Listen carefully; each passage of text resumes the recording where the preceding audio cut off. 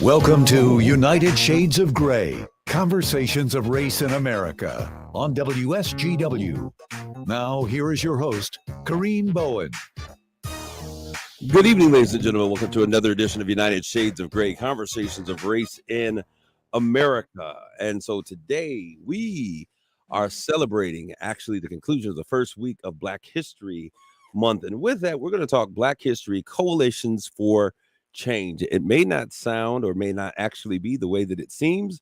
So you're going to have to stay tuned to hear exactly what it is that we're talking about.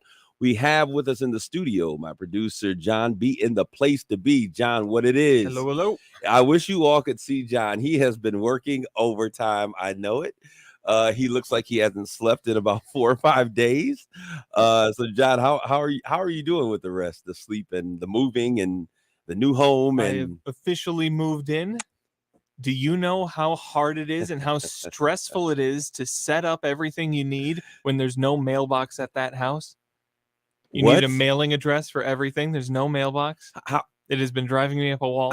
isn't there a mailbox at the house that you're moving The in? previous resident used a P.O. box. P-box. Yep. Oh, because they didn't want stuff coming to their home. Yeah. They didn't want the federal government knowing where. Individuals like my co-host. We're going to bring him in. Mark, he may know a little bit about the P.O. might. box because he doesn't want things coming to his home. Mark, what's going on? Not too much. Just enjoying my morning in Southern California. Yeah, I thought I was expecting him to be in shorts and with his feet up on the rail of a balcony overlooking the ocean. Got the flip-flops. It's too loud if I do that. The waves are too loud. He is just. You couldn't say the people, the beach is too No. crowded. The waves are too The loud. waves are too loud. Well, we're glad to be with you tomorrow. And so, Mark, what's happening? So how is SoCal treating you? It's been great so far. I mean, we've been here basically a week. We got in last Thursday, moved in. The weather up until yesterday had been spectacular, low 70s. I've actually been getting in the ocean without a wetsuit. The water's nippy, but it's like 62 degrees, so you can get in for a bit. Yesterday, though, we had what do they call those? An atmospheric river yesterday, and we've got another one coming on Sunday. It was a lot of rain. A lot of rain. So. Okay, so there's a ton of rain that's coming through. Yeah. Okay, I was watching something in Southern California where the waves were hitting, and then it was like a mini tsunami. The wave just kept coming. Yep. Is that typical? Well, no. Well, it depends on where you live and kind of, but the waves were definitely much bigger than they have been the last week or so because, there was really high winds as well. And I expect more of the same next week. So. Mark, before you came in, Jonathan and we were talking about moving experiences, and he's looked like he's been hit by a Mac 10 truck. He was talking about how difficult it is to move without an actual address. Yeah. Because the person living before did not have a mailbox, but a P.O. box. Me and Jonathan are not from a time when P.O. boxes were the thing. So you got to help us understand why would someone not want to have a mailbox and prefer a P.O. box? Well, way back, if they probably didn't deliver out to some farm in the middle of nowhere, so you had a P.O. box that was delivered at the post office. I think now you don't want anyone now that has a P.O. box, either they travel a lot or they're paranoid and they don't want the government to know where they live. So, but don't you need an address to get the P.O. box? I don't know, to be honest. I've never had one. Mary's dad had a P.O. box for years. Why, I'm not quite sure, but they had a home address as well, though. But he also had a P.O. box, maybe for business mail or something. So, John, I got to ask this question, Jonathan. So, how does one do? You get utilities? I'm putting in a mailbox. So you're putting in a mailbox. The thing is, I cannot necessarily change my address via the Secretary of State online because I don't have a mailing address, so they can't mail me the thing that I need to change my address. I will need to go in person, and then I don't know if I'll still need a mailing address if I do it in person or if I need to go to the.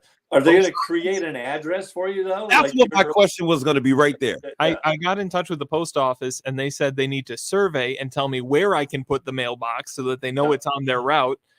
I don't know if I can do that unless I've updated my address with them, which there's no mailing address.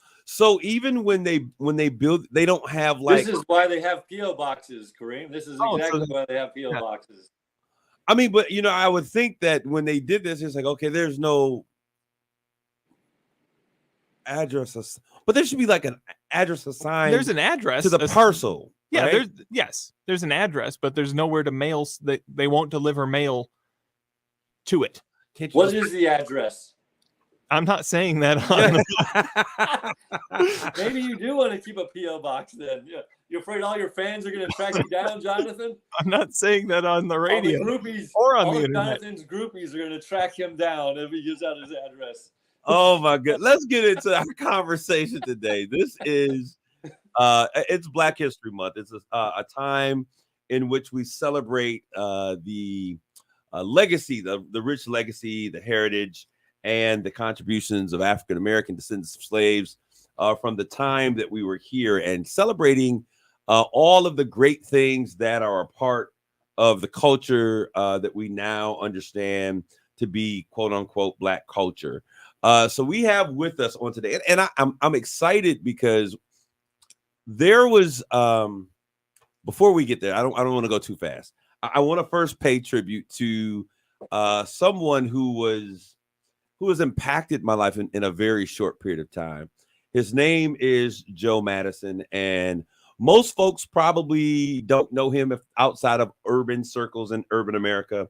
But Joe Madison, who is referred to as the Black Eagle, well, I'll say that the eagle has landed. He is a tremendous voice and spokesperson in the Black community as he tackled issues and concerns for urban America, Black, whites, and other alike. But he would always ask the question, so what are you going to do about it? And I want to read a statement to his family. I got a call early this morning that he had passed on, and his family prepared this following statement. You can catch this statement on his website, joemadison.com. But it said, "It is with a heavy heart that we announce the passing of our beloved husband, Father Joe Madison. He passed away peacefully at home, surrounded by family.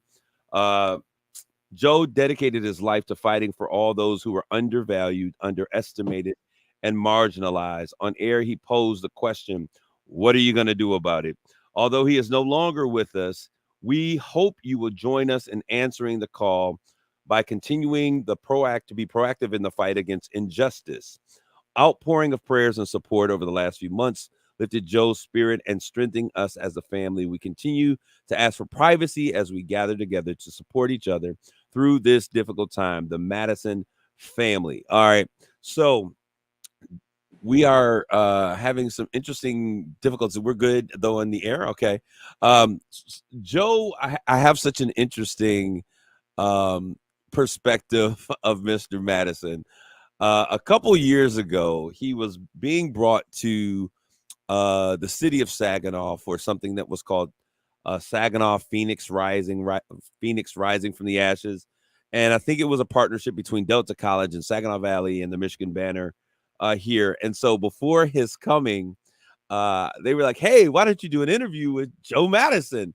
And I'm like going, Joe Madison is like iconic when you think about what he has done on Sirius Radio and the reach of his audience. And I remember probably 10, 12 years ago working in sports and entertainment, and everything that happened, they were like, "Oh, he should go to the Joe Madison show."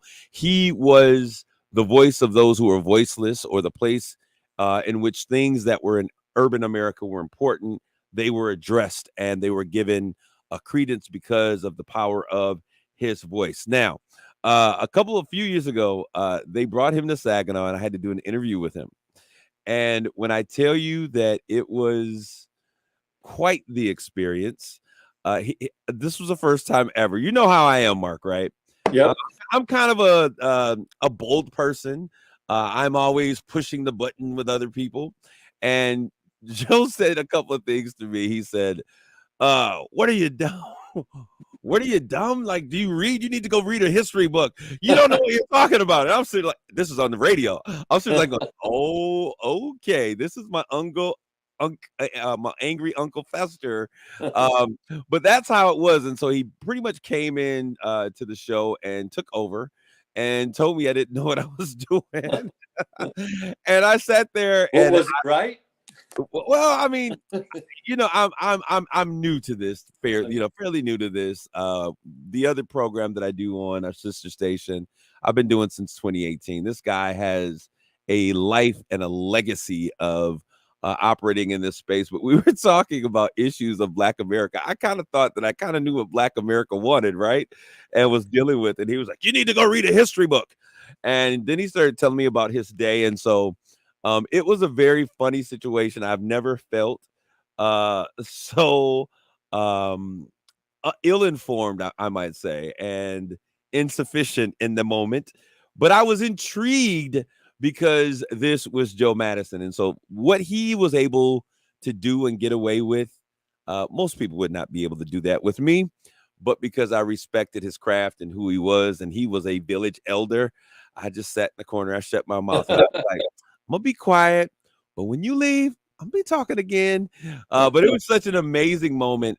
And I asked him, hey, Joe, I would really like to stay in contact. So over the past couple of years, every other month or so, I would reach out and just kind of just talk with him and just say, hey, what's going on? How did you do this? And we would talk about radio and how to position certain stories and have conversations of relevance around urban America.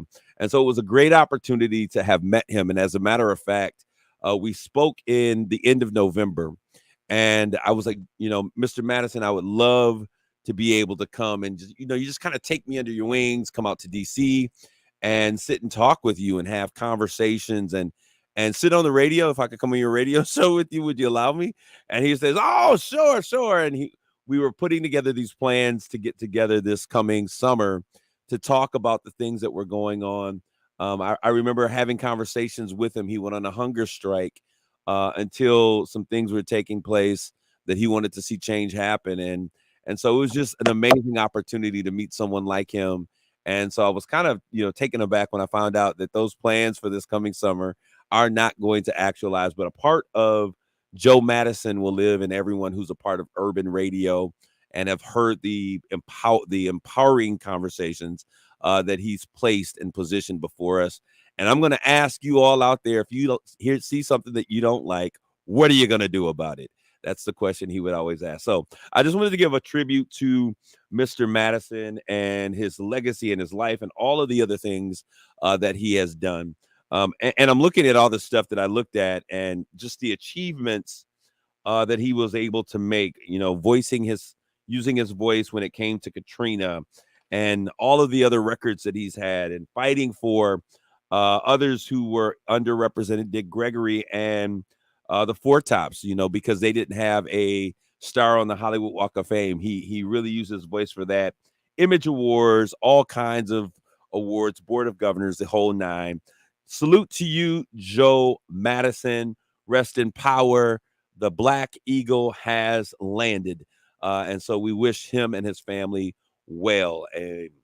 So, guys, let's talk about it. So today, since this is Black History Month, we're going to talk about Black history stuff, right? And you guys are probably like, Kareem, we kind of always talk about Black stuff. But this is different because I want to talk about coalitions and coalition building and things of that nature. And when I was looking at this, I just kind of thought about how many of the changes that we see take place in the 50s and the 60s, I mean, and just kind of lingering after. And it went from African Americans to Hispanic Americans to the LGBTQ plus, I hope I got that correct, communities, and how these coalitions started and how they just continued to go on. And I thought about during Black History Month, one of the things that is probably least talked about is the idea of coalition building. I think a lot of young Black folks around here tend to think when we talk about the civil rights movement, we hear, King, we hear Chavez, we hear Malcolm X, we hear about, John Lewis and Jesse Jackson, but we don't realize that this was not a coalition just of Black folks. They were out there marching and saying, we want some freedom. And the powers that be said, okay, give them freedom. It didn't happen that way. Mark, but you and I know that one of the greatest forms of really making change happen is building a coalition. So I want to take a quick second to kind of have some conversation about that. First of all, in terms of coalition, have you guys ever been a part of coalition building? Well, it's a broad term. I think you're using it very specifically, but like business in a certain sense. Absolutely. There's coalition building, even with the customer, and to have a long-term constructive relationship with the supplier customer is a coalition, because there's a give and take, and neither side maybe gets exactly what they want, but together they end up with something they both find acceptable and constructive and long-term. Are you here today, Jonathan? I'm getting here. Okay, he's getting here. He's coming around the corner. Yeah, right. Yeah. He'll be coming around the corner when he comes. But go ahead, Jonathan. No, not really. Jonathan's like, Jonathan, you're young. I mean, He's so been in school and now he's working in the radio. I mean, this is a coalition. I would argue. You could argue, Jonathan. You, Kareem, and I are a coalition that puts together a radio show, and we collaborate and we work together. So.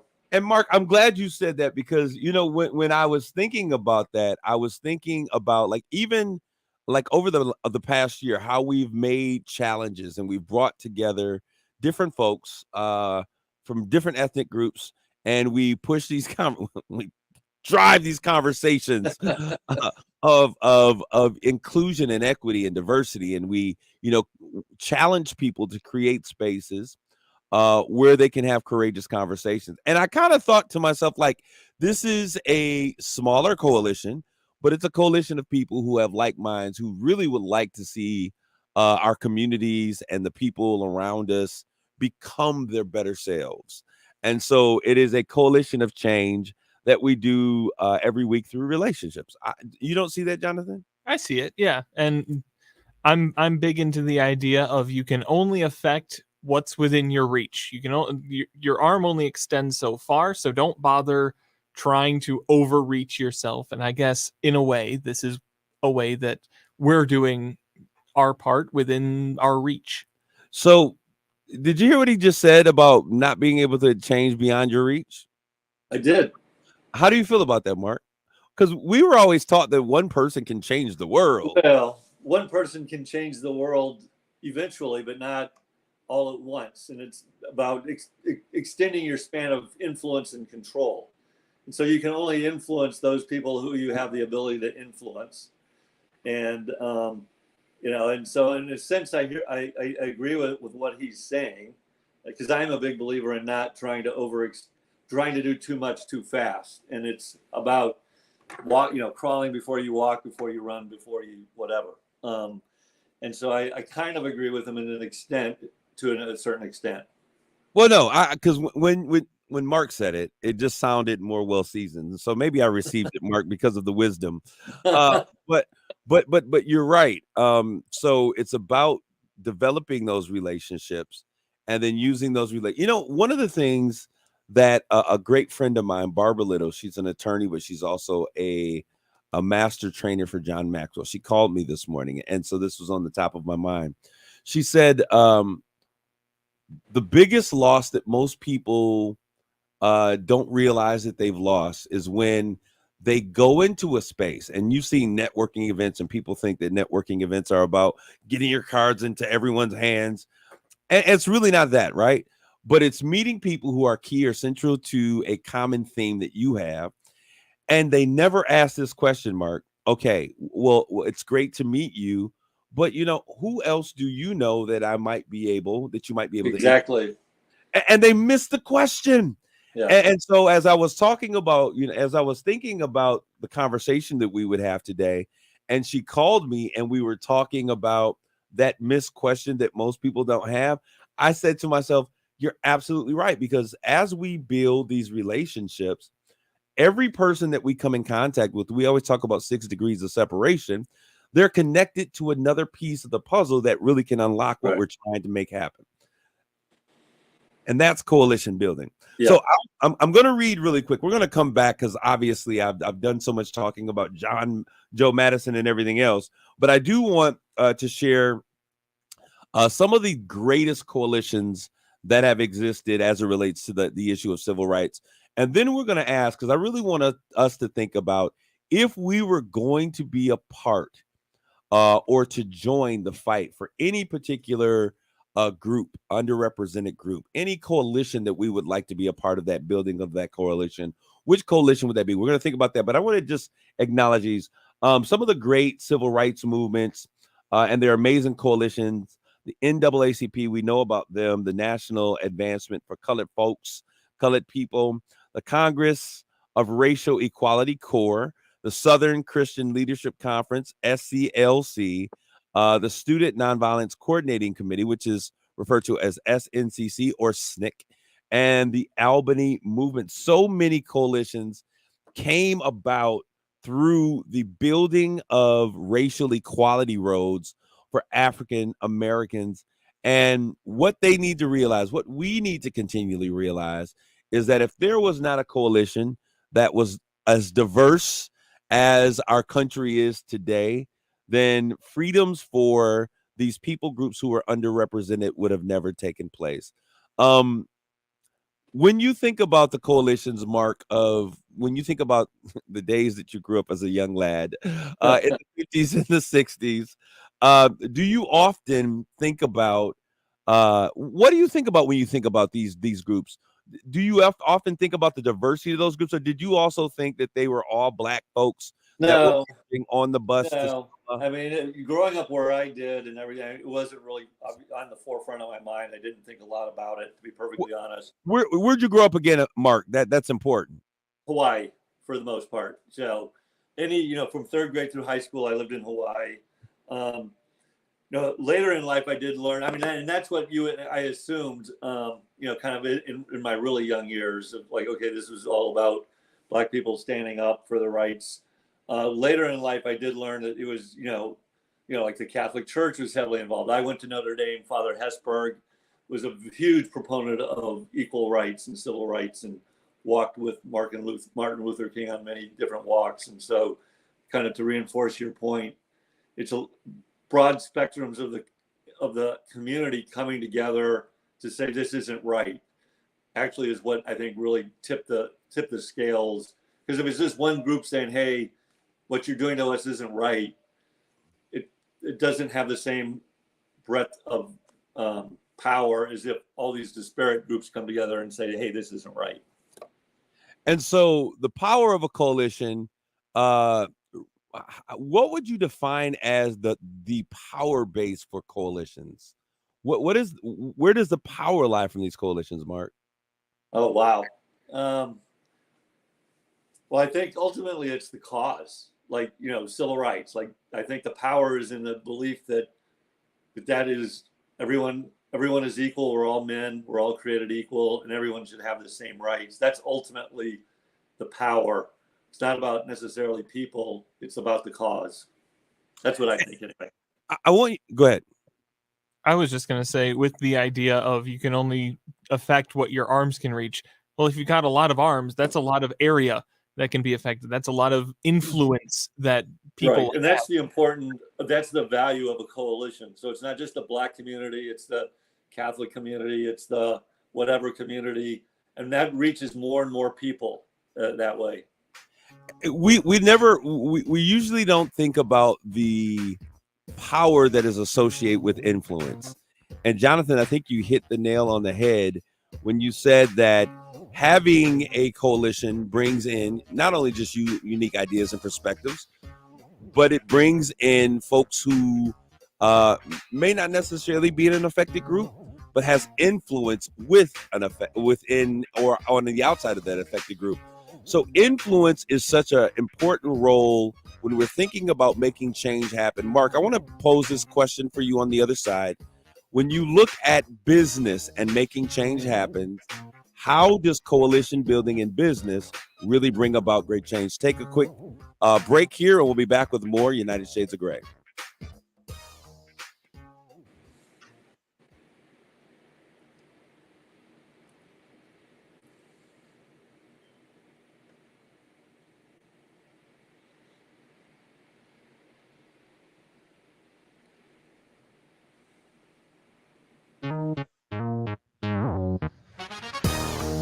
You're listening to United Shades of Gray on WSGW. This is Kareem. We're back with more United Shades of Gray, Conversations of Race in America. We've been talking about the importance and the power behind coalition building. And even though this is Black History Month, and we understand that out of the civil rights movement, so many powerful coalitions for change took place. When we talk about women's lives, we talk about the right to vote, we talk about equal protection under the law, we talk about all of these amazing things that took place as a part of Americans coming together, understanding the importance that we're better when we are all working united together and have equality as a key role on the table. Mark, I asked you a question before, actually, or I started to position the question, and I thought about something in particular because I was able to kind of meet you on the end of your journey as a CEO, right? Yep. And in that, I think that many leaders become reflective of, what does my leadership really mean? What has been the sum of what I've brought? What is the legacy or the thing that I want to be remembered by?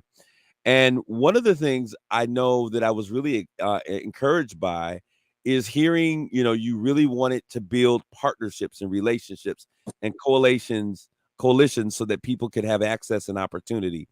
And we talked about that. And I don't know if you remembered, but not only for Blacks, but you were also talking about women in the workplace. Mm-hmm. When you think about those two areas, why was it important for you to really begin to think about how you could work with other people to provide advancement for those areas? Well, the reason I started down those paths was number one, as I told you before, there was kind of personal moral reasons as well as business reasons. I'm a big believer in talent, and at Hemlock, and just being transparent, times have changed since I was there. It was probably 85% men and 97 or whatever percent white, and which for a manufacturing company, kind of where we're located, wasn't totally stunning, but to me it was. If that's our employee demographic, are we really availing ourselves to all the best talent we possibly could? And so I'm a big believer in trying to bring as many talented people in as we can. I'm also a big believer in diversity of thoughts, opinions, ideas, perspectives, skills, etc. And again, if your employee base is kind of coming from way less than 50% or less than 50% of the population, are you really attracting and developing and retaining the best people? I think the other thing for me was ultimately that we resided in a community that was roughly 30% Black and Hispanic, communities that have been kind of historically disadvantaged, at least since the disappearance of the automotive industry, that there were talented people in those communities.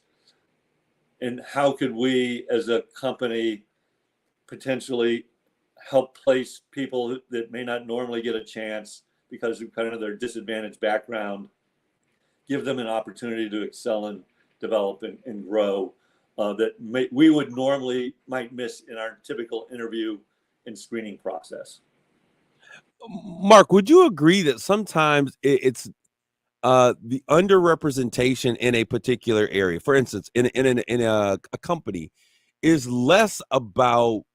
can often be less about discrimination and sometimes more about creating access points and awareness of those opportunities? Yeah, I think, that was to me a perfect example of, it was so interesting to me as I met different people from the Black and Hispanic community of Saginaw, how many people didn't even know we existed or who we were or what the opportunities were.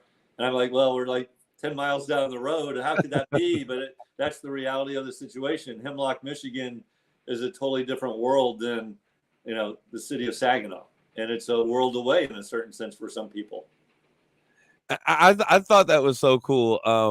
When I came out there, I get around and I'm in the country.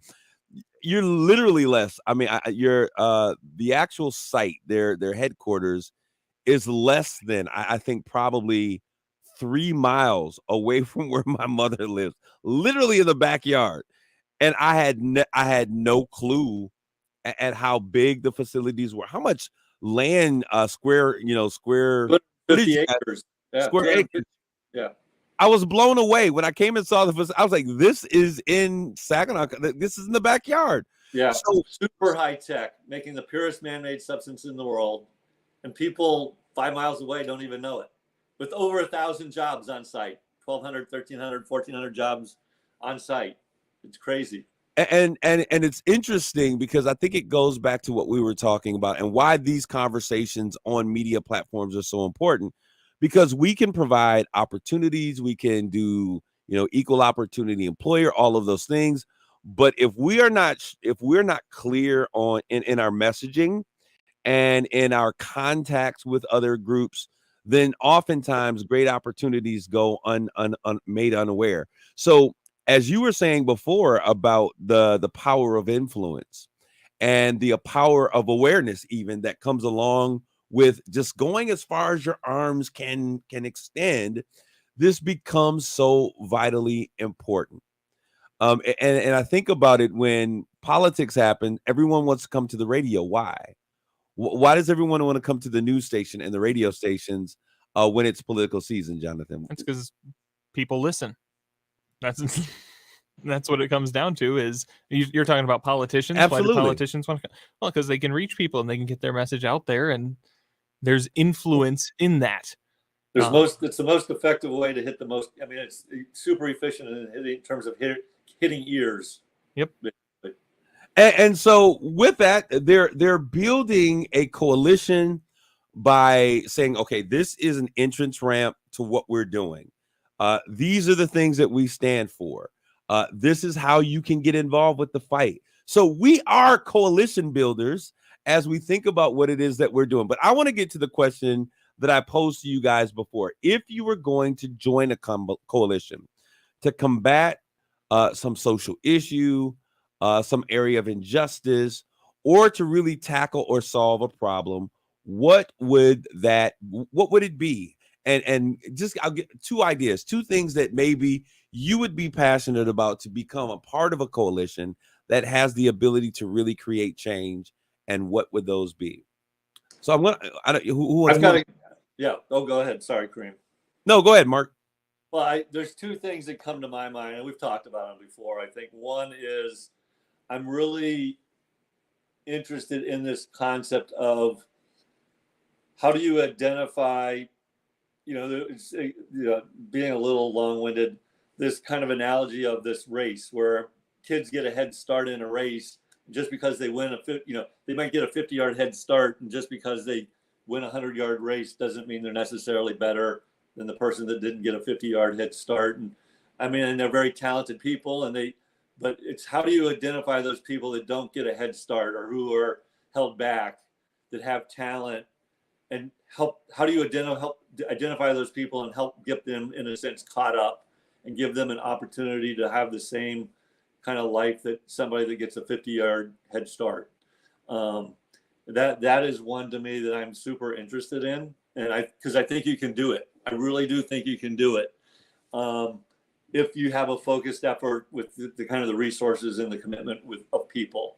I mean, I think the other one, which is related to that, is this concept around the ever-increasing wealth gap and the idea. I knew you were gonna. Why did I know that you were gonna say that, Mark? And it's related in a lot of ways, and it's this idea that back in the early 1900s, when you had all these industrial barons, the government stepped in and broke them up. Today, you have, in my naive mind, you have very much the same thing with the kind of the tech titans, Bezos, Zuckerberg, Bill Gates, but also one that people don't talk about, private equity. Some of these if you look at the top 10 private equity firms and the amount of wealth they have and the amount of companies they own and the people that ultimately then work for them, it's crazy. And so you got so much wealth and power consolidated in literally like 50 people's hands. It's just unhealthy. And then, I'd love to see a coalition form to kind of say, like, enough's enough and we need to start breaking these things up. That is interesting. And I want to go back and say something. Before the break, you made mention of how HSC, how it looks very different now than when you were there. I got to go back because I got to make sure that I give you your flowers on this, because much of what we see in terms of the new HSC, which is a bit more diverse than it was, there's still a lot to be desired from my perspective. But the Sure. work is You don't happening change the there. world overnight, Kareem. You don't change the No, world no, overnight. I get it. Yeah. So slow and steady wins Yep. the race, right? Yep. But I look at how the things that are happening this year and that are currently in place now was because when you were there at the helm, you had a vision and you were building a coalition by communicating with community leaders, meetings with the mayor, other stakeholders in the community. I remember, you coming in and saying, look, this is what we desire to be, and this is how we plan to get there. And we need you all to make sure that we are able to make this happen. Yep. And you met with the Hispanic communities over with the MAC, Bobby DeLeon, and other individuals. But you were very strategic in making sure that people were there who could extend your reach by them using their reach. Exactly. To me, it was all about building a relationship. It was kind of in essence, our meeting was what I was trying to do with everybody of like, this isn't a fad. We're just not doing this for show. I want to build a personal relationship with you so that you know that what our intentions are, good intentions here. We're trying to do the right thing. And so I thank you for recognizing me for that. But I also want to give the people who followed me credit because they've continued it. So Well, I agree with that. But we all know that unless the head of an organism desires for a change to take place, it usually does not take place. Yep. And so I'm excited about that. And I see now that, as you were saying, it doesn't happen overnight. That was 2020. 2020, yeah, 20, I think, or 21. 2020. And so now in 2024, we're seeing some of those things. I looked, a good friend of mine, Eric Smith, is now working with the development and the implementation of this new plant to produce chips. So it took someone to be courageous enough to start building a coalition and doing some things that they didn't see. Those seeds then planted, and 4 years later, we're now starting to see some of those things spring up. But I've seen them do a developmental program with Delta. I mean, they're doing a number of things, not to just focus on him. Yeah, but let's be real. I was in conversations when you were at the helm leading these things, and so it's important that as we build these relationships and as we build these opportunities for us to help those who are voiceless or underrepresented, that not only do we buy into it and build those relationships, but as we transition to other things, we make sure that there are people that are there that have bought into the process and that will continue the work as we leave. How difficult is it to do that? One thing to come up with an idea of change, but to infect other people around you with that same passion for what it is that you desire to see and to be consistent in your absence. Yeah. How difficult is that? Well, I don't find it that difficult because I have a strength of conviction. I view that as one of my most important jobs as a leader, is to kind of create an aspirational vision for the future and have very simple messages that I basically say the same message over and over and over and over again. And if what you're trying to do, I always say, like, most leaders are not leaders, they're managers. A leader is someone who wins someone's mind and heart. And I always used to say, like, I can win someone's mind in 5 minutes of what we're doing. It's just logical data. This is the strategy. This is what we're doing. It's how do you win their heart? And it's kind of being very present, authentic, vulnerable. But I found it, frankly, relatively easy to kind of get people behind a vision of what we were trying to do at any time. That doesn't mean they all agree with it, but generally speaking, the vast majority of people would. I just had that conversation the other day. Inspirational leaders they have the ability to cast the vision and then infect other people with the same passion for that vision. Yep. And they should be very aspirational. That's why I don't like Donald Trump, because he's very divisive. And I don't believe a great leader, it's got nothing, put everything else aside. A great leader unites people. He doesn't divide people.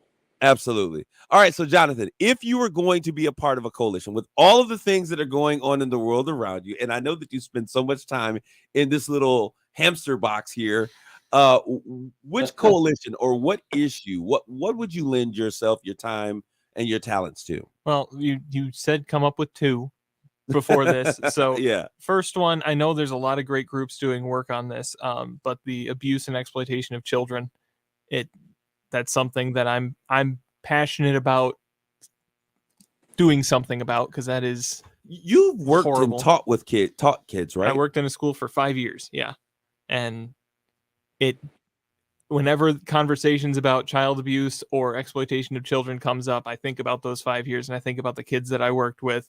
And if you've worked with kids, you know what it's like, and it gets you angry when you hear about it. So that's the one thing. I know the CAN Council is doing great work here locally, but that's one of the issues. The other one that I thought of, and I don't know if there's anything like this, something community building. Well, That's great. No, I mean, I don't mean identifying with something about yourself. I mean community building, as in where you live, meet your neighbors. I was sitting in a room with people. It was my grandmother was I in the actually room. like you, Jonathan. I really, I really like you. My grandmother was in the room yesterday. My mother was in the room yesterday.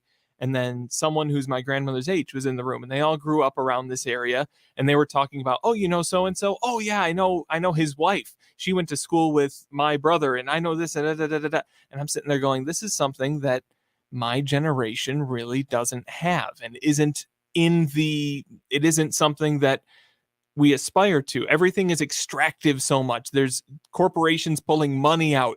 There's the idea of you need to move out and get the best job you can, and that pulls people out, and people are constantly moving around. There's no community building. There's very little support for the people around you in that way. And if there was something to do about that, man, that would be the thing that I would get behind. Jonathan, you never cease to really surprise me. And it's interesting because what you said today, I was on the phone earlier this morning with law enforcement, and I was sharing as we were talking about community violence intervention. I said, you know what? We have many programs, and we will collaborate on ideas and events and things of that nature, but we don't have community. And I would join that coalition with you, Jonathan, because I think it is the aspect of community that really challenges individuals to operate on a plane higher than sometimes their moral compass will lead them. Yep. And when community is built, people are challenged to let's normalize being our best selves. And I think the only way that we can do that is the creation and the coalition of community building. I think it's so very important. Well, I've heard it said before that there were three places people gathered, three places people communicated with: work, church, and the bar. Have you heard that before? I have heard that. Yeah. People don't go to church anymore. The bar for people my age tends to be online social media stuff, and that's not any way to build a community. You're talking with people. You're not hanging out at your local watering hole, Jonathan. No, you're not talking with three people, and it doesn't have to be the bar, but some gathering place where there's something common to do, and that's a shame. Mark, speaking from another generation, how has your understanding and what you see, perception of community changed? Well, I think the world has become so transient anymore. It's hard to have a sense of community and transactional. Right. Well, and again, before my mom and her generation and the generations before, they all lived in the same city for the most part. Very seldom did they move halfway across the country or do something. And frankly, a lot of times they lived in the same neighborhoods, or they're like my dad's parents and their grandparents. They had multi-generational homes that they lived in, and people didn't leave the neighborhood. They all knew each other. You had ethnic neighborhoods, and everybody had that kind of grounding. And now I've got, as you know, 7 kids, and they're literally from San Diego to Boston. And I've never even hardly seen my cousins. My dad was a military officer. We moved all over the place. If I saw my cousins more than 20 times, I'd be surprised in my entire life. You know, it's interesting because what I heard you say was, though the parameters of community have grown and extended to like now, like from coast sea to shining sea. I almost said something else. The concepts and the construct and the love and the support of that community has not grown with it. But it stayed the same. It's only stretched out, which means it's watered down the understanding of the importance or the value of community. Yeah, and ultimately, I think, again, everything's got its pluses and minuses. We're such a digital world anymore. There's nothing to me. People are people, and they haven't really changed. And people are not meant to be isolated creatures for the most part. And people need interpersonal, real connectivity and interaction. And you don't get that over a computer. You don't get that on social media. You have to sit down face to face. I'm sorry. That's the real personal connectivity. If I were to look at, and I were to answer this question, the two areas that I would be concerned, if you would have asked me this 10 years ago, I would have said something completely different. But when I look at children and our youth and being more involved in educational systems, I would be an advocate, like you, Jonathan, for young people, in particularly in terms of education, how we're educating those young people, how we're stressing the importance of their education, how we're putting the best people in front of them for educational components, and how education has to be able to make this transition, which I'm seeing all the time, with social justice and court systems. And we have to protect our kids, but we also have to make sure that we don't leave kids behind through our disciplinary processes. So education, its components, how we're educating, the things that we're teaching them, challenging them. We've gotten away from challenging young people to really strive to learn. I believe that our kids can learn great things when we challenge them to. But if we water down everything to, we've got to teach these basic things. They're not. We don't challenge our kids anymore. Go ahead, John. And when kids are not challenged, they get bored and they get restless and they stop caring about the education. Absolutely. And then the other thing that I would really begin to lean into, and this is important to me, it is how women are, the gap in pay for women. That's really important to me. And I say that because I have some amazing, bright CEO friends and presidents and organizations that are doing great work. And when I look at what they're being paid to their male counterparts, I'm dismayed that you can do the same level of work and not receive the same level of pay. It reminds me of a struggle that Black folks have. But that is one area. And the NBA did something that was really powerful, Mark. A few years back, they did a I Lean In for Women campaign. And that was really the story that they were pushing in every aspect. And many of the guys were going to women's games, trying to really push for people and viewerships to come. The pay is slowly going. I think you actually have to attract customers to get paid. I know, but they're balling now, so they're doing some things, Mark. I get that. I don't like that example. So, but anyway. Well, I mean, I'm just saying. I think that it's important that we have those things where we lean in for other individuals. Sure. That particular example. So what are you gonna do, Kareem? What are you gonna do? What am I? That's what Joe Madison was. Exactly. So what are you gonna do about it? I'm still working on the plan. I'm getting really involved in advocating in those spaces and in those areas.